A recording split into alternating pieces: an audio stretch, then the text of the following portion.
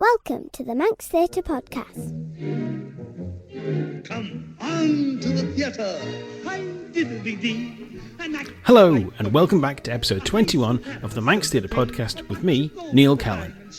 Thank you to everyone who's listened to our previous episodes. If you're brand new to the podcast, welcome along and thanks for joining us. In this podcast, we'd like to try and keep you up to date with what's going on in theatre on the Isle of Man and chat to the cast and creatives of upcoming shows to find out a little bit more about the shows and the people behind them.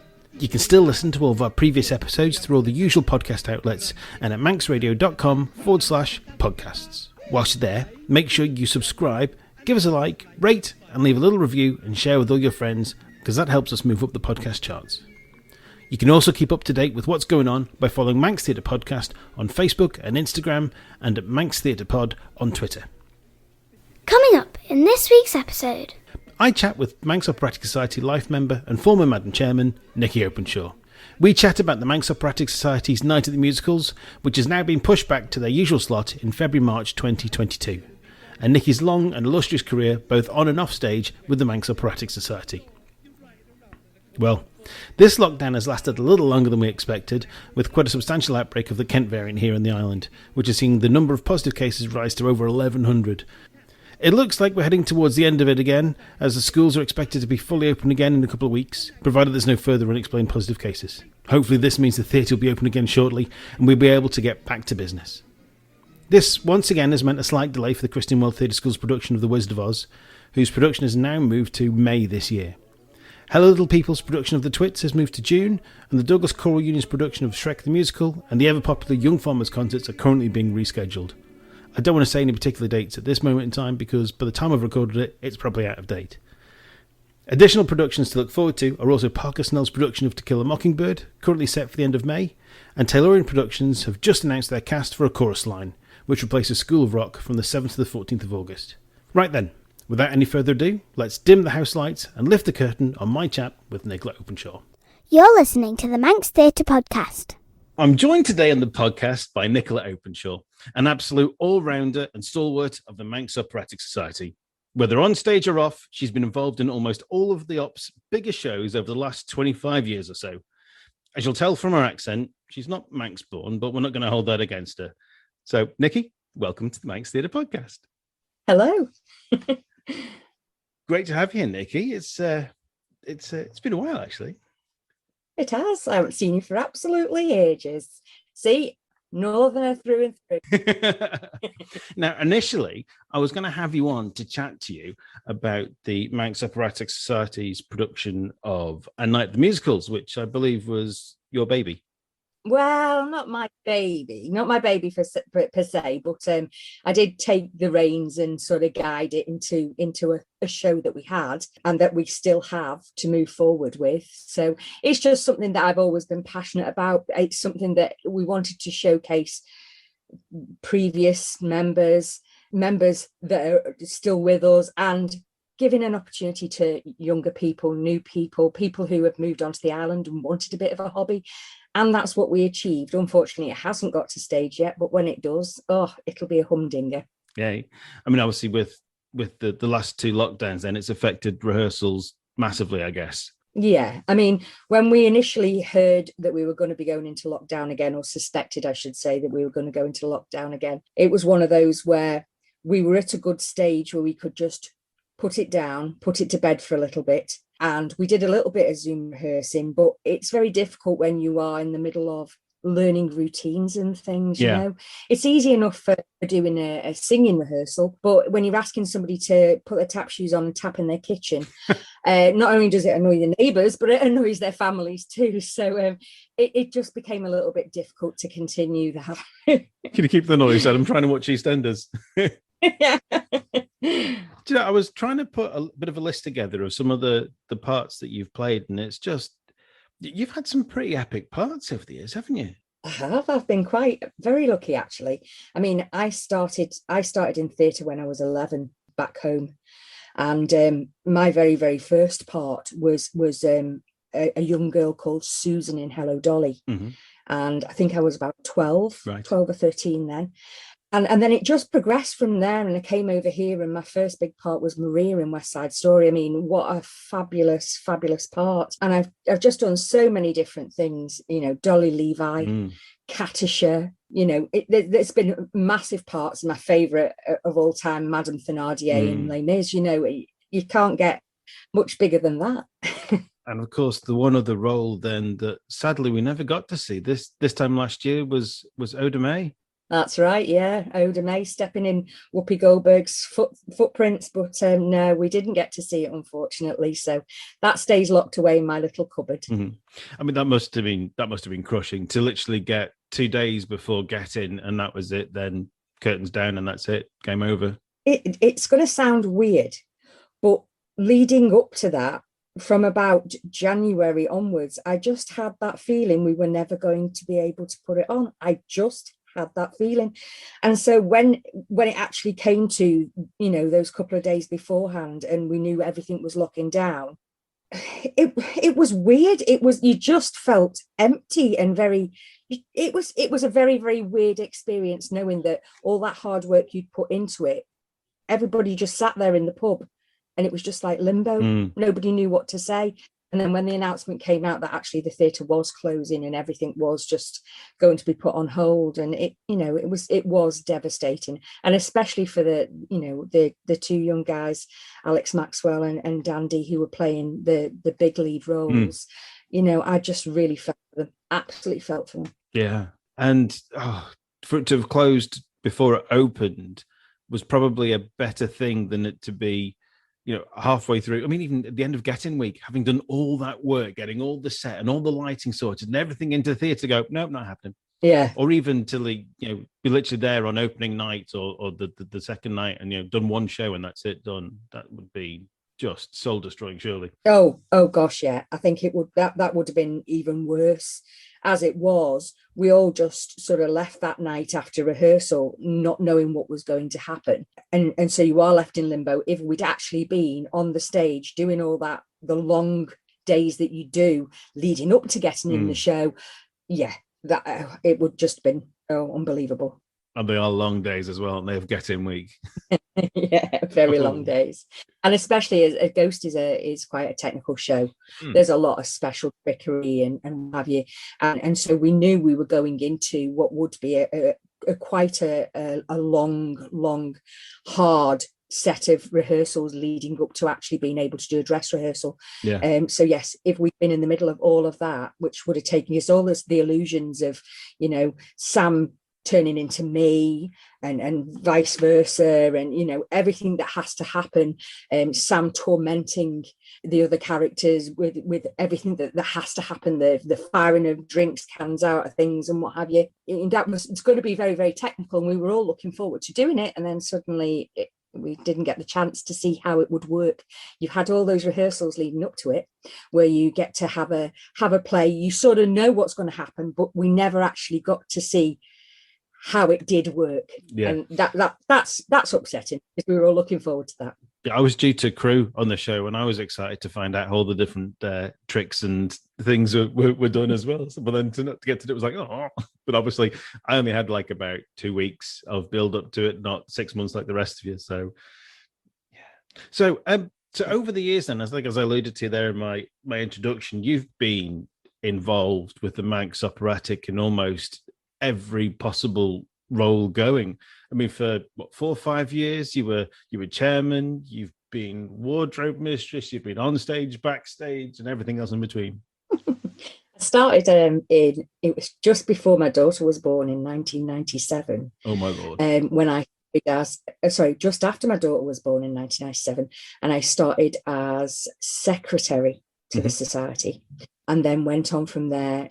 Secretary, stayed on committee, then ended up as chairman, then went to vice chairman. I haven't actually done treasurer. I've done social committee liaison. I think all in all, I've been on committee. It was something like 18 years, and then I had a little bit of a break, and now I'm back on it again.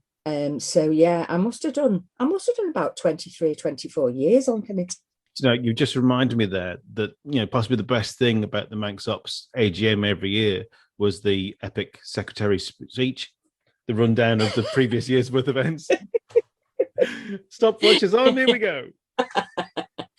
The latest secretary doesn't do as long speeches as we used to, but yes, there used to be a little bit of a sweepstake going as to how long the secretary's speech would take. And they were always great fun too. So what do you think during your time then on committee or in as chairman, what do you think's been the biggest success of yours on the committee with Manx Ops? Oh, good Lord, now. I don't think there's any one thing, it's just the whole getting involved with everything. Yeah. And that's what I like about committee. You when you decide to go onto committee, you decide to go onto committee because it's a big commitment.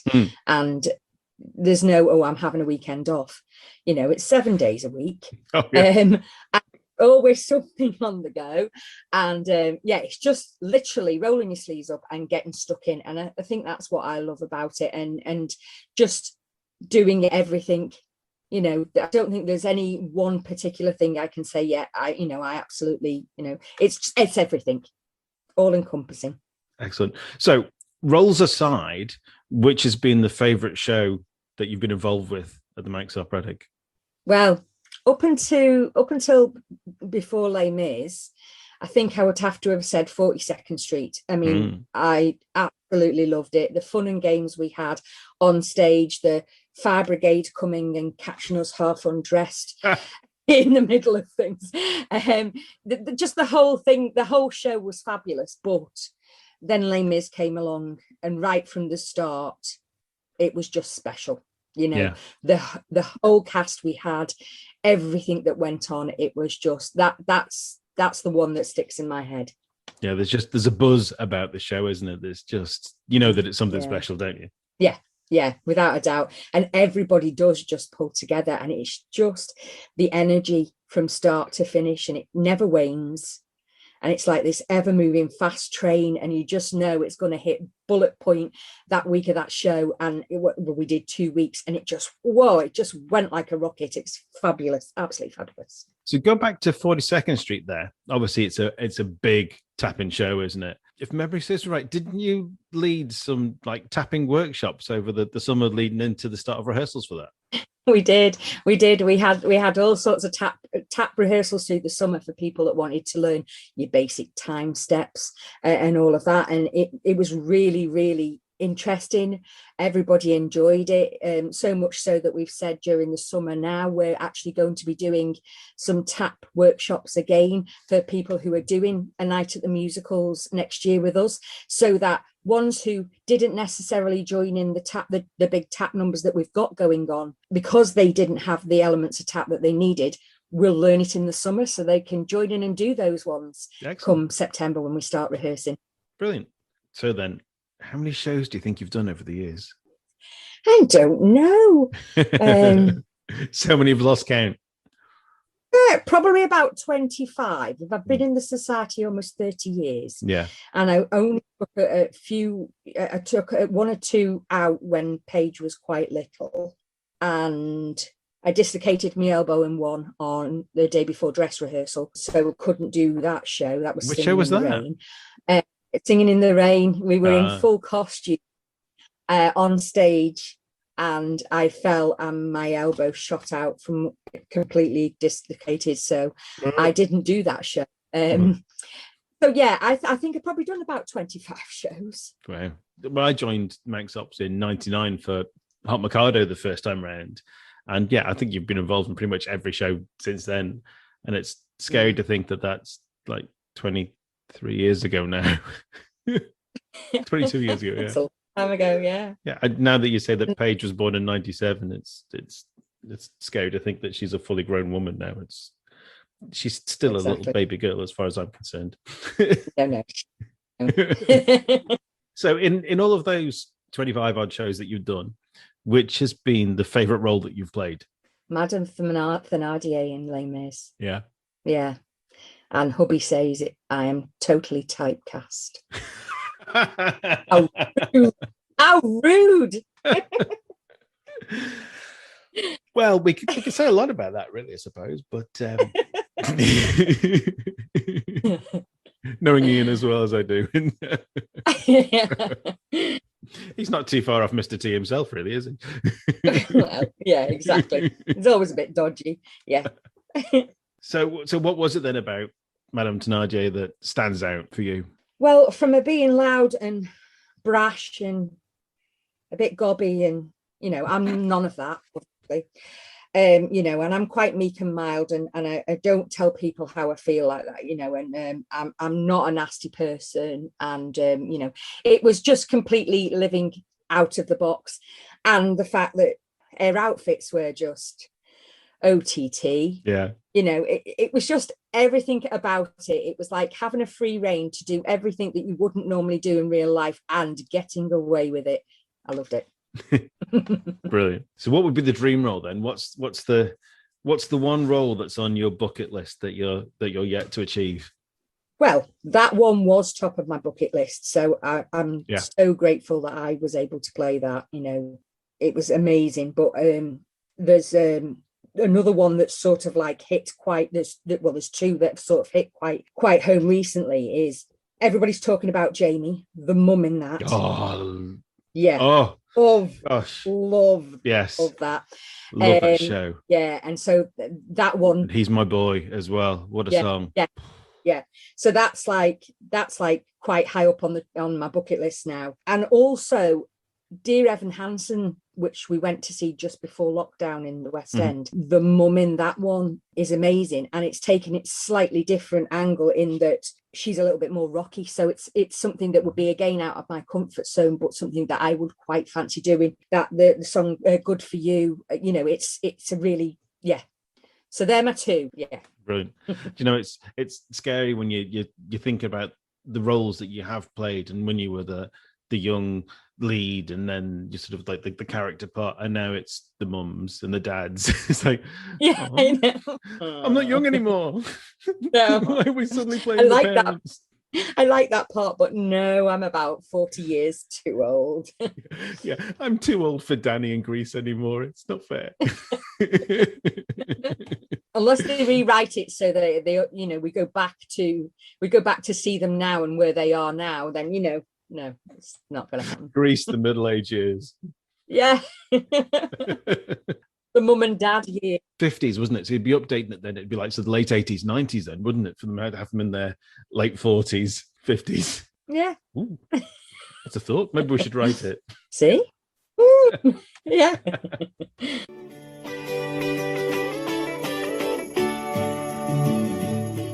If you're interested in local musicians and artists, check out our sister podcast, Supergroup, where Neil King talks to Manx songwriters and musicians as they set up their fantasy supergroup. You're listening to the Manx Theatre Podcast.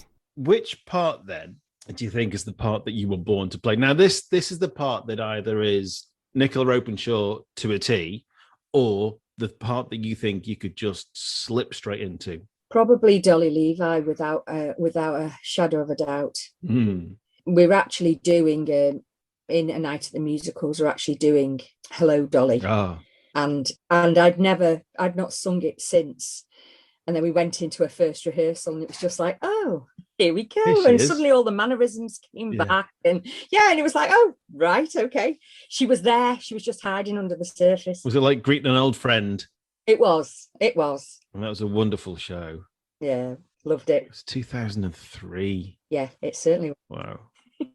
We had a lot of fun, the four of us, you, me, Emma, and Matt James. Oh, and Sarah Brew as well, the five of us. Yes. So much fun in that show. It was great. It was. Oh, I wish we could go back and do it again. Yeah. Although I'd probably be Horace van der Gelder these days. Like, no longer little Barnaby Tucker. So the next one, I'm going to spin this one slightly. So this is the one about costume. So obviously you've played a lot of parts, but also you've worked in wardrobe as well. So initially, what are the best and or worst costumes that you've ever had to wear? I remember very, very early on, and I actually can't remember what show it was, but one of my costumes was, I kid you not, it was hired, and it was a potato sack. It was. Yeah, it was awful. And I remember at the time, Bob Marlowe, taking Yeah. one look, just get off the stage. Somebody find us something else to wear. But I do. I mean, I make a lot of costumes for the shows. So when we did Titanic, the musical, we made all the evening dresses. We made the boarding suits. They all then got sold on, so they're now being hired out somewhere around the world, in London. Wow. I don't know, but you know, there's a whole set of costumes with my little tag sewn in them. And so, you know, I love all of that. But I am a real sucker for period costume. So, you know, layers and layers of clothing and things like that. I just love all of that. You know, the more historic, the better. So the long knickers, the corsets. So anything that's big and bold like that, that's my passion. I mean, there's something very special about those nice period outfits that seems to help. Almost, it finishes off the character, doesn't it? I mean, some of the costumes and the suits and the things that I've worn over the years, you're thinking once you get on, you go, yep, that's it, I know exactly where I am now. And it must be the same with some of those magnificent dresses and corsets and all sorts of things that you've had to wear as well. And it does you think that's why people always say don't wear your trainers when you're doing a rehearsal, because you walk differently in a pair of shoes. You know, don't just wear your leggings to do your dance routines. Put on a skirt, because you move differently. And it's like that with full-on costumes. Once you're laced into your corset and you've got all these costumes on, you stand up straight and you suddenly become that character, because you've got no choice. Yeah. Because you can't slouch and walk like you would do in a pair of jeans or a pair of joggers and trainers. You know, it's a totally different kettle of fish, and it's that brings home, seals the character. Yeah, and I remember, I think it was Dolly, because I think you were wearing a corset in that you started wearing the corset at rehearsals because it changed the way that you breathed when you were singing. So you had to get used to that in advance rather than just like 2 days before the show going, oh, crikey, I can't breathe. Yeah, exactly. And likewise when we did Hot Mikado, and I was wearing the corset for that. And I had to learn to sing and dance in that, which is not something that when you're in Dolly, it was movement rather than dance. But in Hot Mikado, there were a few dance routines, and you had to learn how to control your breathing without fainting. So yeah, you build yourself up. Yeah, and I had to dance with the cricket box in as well, didn't yes. I remember that. To avoid personal injury at your expense. Well, you know, what can I say? So the costumes that come in for a show, obviously you measure people up in advance, and there's a certain amount of time between measuring up and costumes arriving just before the show. So sometimes, with us not all being professional performers, and people put on weight or lose weight, so inevitably there are adjustments that need to be made in those final few days between receiving the costumes and the show. What's the worst costume that you've ever had to deal with in that manner? Oh, I remember a full-on like whole jacket, waistcoat, not for me, jacket, waistcoat, pants, the whole thing. And it literally came for somebody, and it was like 3 sizes too big. And there was no time to send it back and get something in. And so the person wearing it went on with tucks everywhere. I mean, you wouldn't have known off step, but there was just so much. And that sometimes things like ladies will go on crash diets, and that's all right, because we have a team of ladies that come in the week before the costumes arrive, the week beforehand, and it enables the week before getting. So it enables us to have a week where the ladies can literally, we make sure everybody's costume, pins everywhere and what have you, and then they all get taken away, all get sewn and altered, and you obviously can't cut them.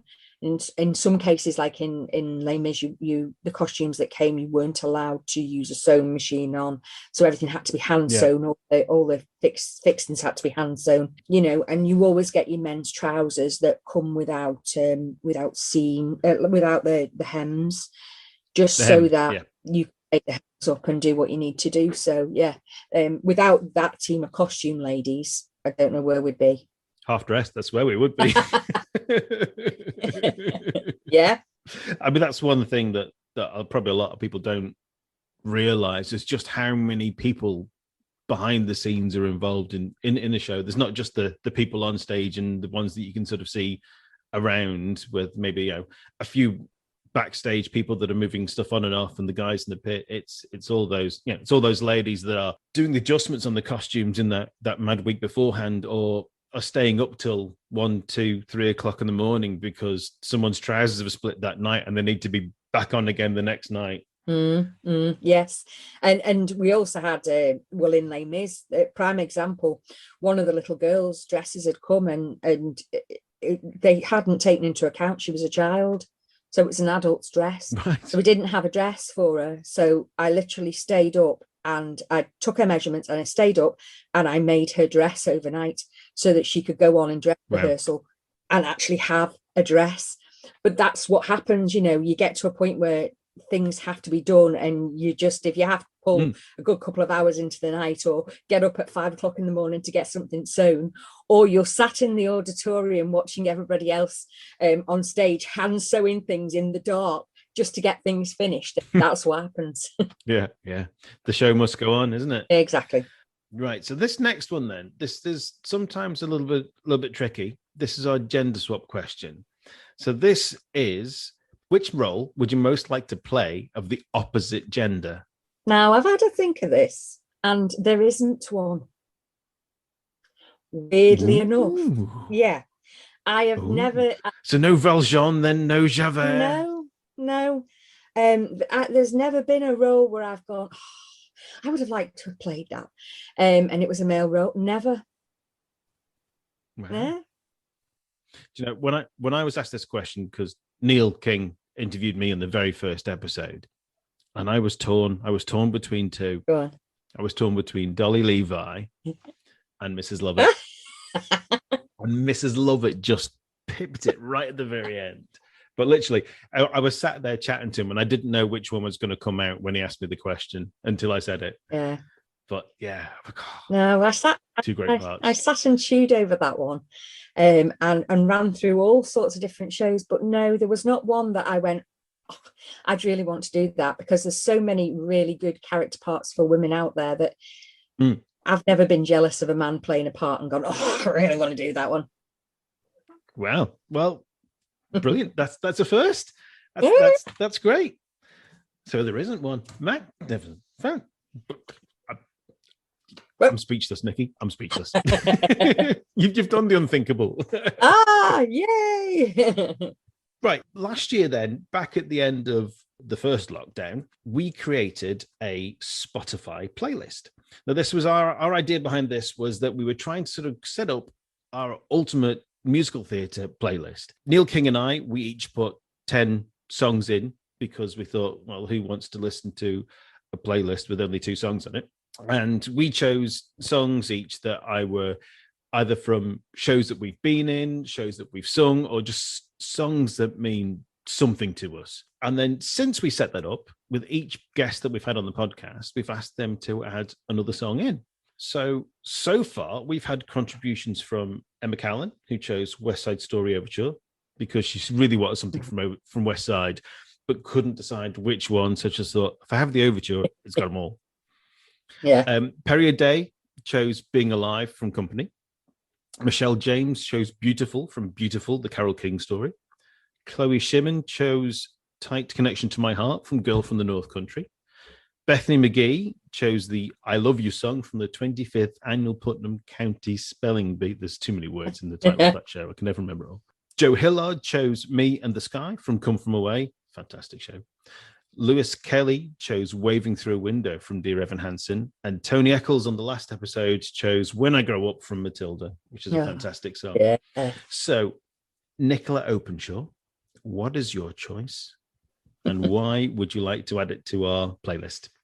Okay, so I'm in love with Dear Evan Hansen at the moment. It was the last show that we got to see in London, and it literally was just about a week before we went into lockdown, and we were lucky enough to secure tickets to go and see Dear Evan Hansen.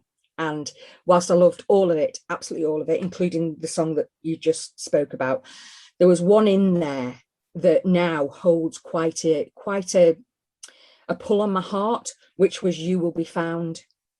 And I think it's quite poignant at the moment with everybody and the mental health and everything that everybody's gone through, both in the UK being locked down for like a year and us being in and out, which sometimes I think actually can be worse than being in full lockdown the whole time. And I just think it's a really powerful song that starts off quite gently and builds and builds and builds until everybody is all together supporting each other. That's why I love it. Marvelous. Okay. The final question then I think I've got for you is, what new shows are doing the rounds for you at the moment? What's the one thing? I mean, it's not necessarily a brand new show, but it could be something that you are a little bit late to the party on, something that you've discovered recently that is just, you just completely fallen in love with. What's that new show? Well, I watched the film recently called The Prom. Yes. Love it. Yes. Yeah. And there's the musical, The Prom, the musical. And there's a brilliant song there called Dance With You. Absolutely love it. Yes, love it. Yeah, so that's I mean, I love Six the musical. My daughter's got me into that. That's fabulous. But I do like this one, the Prom the musical and Dance With You. That's brilliant. So you recommend that everyone goes out, downloads The Prom and gives it a good listen? Yeah. Excellent. Right. So do you know what? I think that's us now. Have we got any dates in the diary for the Ops next year, or is it just sort of roughly March time next year? Yeah, February, March. It's our usual dates around then. They're all booked and sorted. So we, on this current one, we were just... It's usually kind of last week of Feb, first week of March, isn't it? Sort of around there. Yeah. It's around there. I haven't got the exact dates, but we were only doing 3 shows this last time, but we will be extending it because we'd sold over 1,000 seats. Wow. Leading the show, so we know it was popular. We want to continue on that trail, get this show all done and dusted and get everybody all together. So we will be extending it, so it'll be a slightly longer run than just 3 nights. Excellent. And hopefully by then COVID will be a long distant memory. We'll all be vaccinated, and borders will be open, and we'll be getting professional directors and sets and sounds and everyone in that we need, and everything will be back to normal, and we'll be doing fantastic shows and having wonderful coups with the latest show that no one else has done and seen on the Isle of Man before.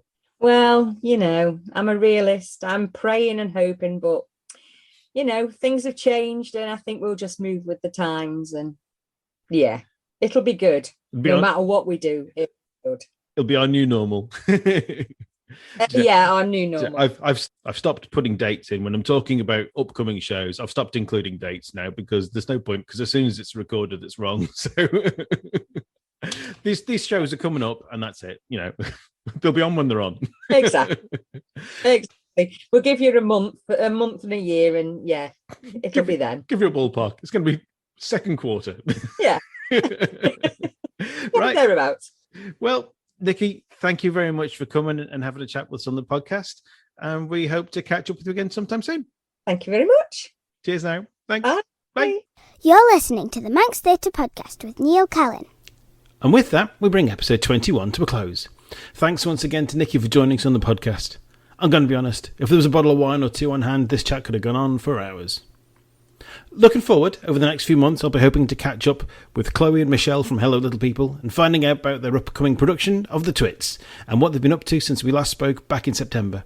We'll also hopefully be chatting to some of the cast of the DCU's production of Shrek the Musical and catching up with the cast and creatives on Tayloran Productions' A Chorus Line. Remember to like and follow our social media pages to get notifications of upcoming episodes and events. Don't forget to check out our Spotify playlist by searching for Manx Theatre Podcast. If you have any events that you'd like us to talk about or promote on future episode, you can contact us through our social media accounts or by email to manxtheatrepodcast@gmail.com. All that remains is for me to say thanks for listening, and I hope you join us again next time on the Manx Theatre Podcast. I've been Neil Callan. Goodbye. The Manx Theatre Podcast, taking a look behind the scenes of Manx Theatre. an actor's life for me.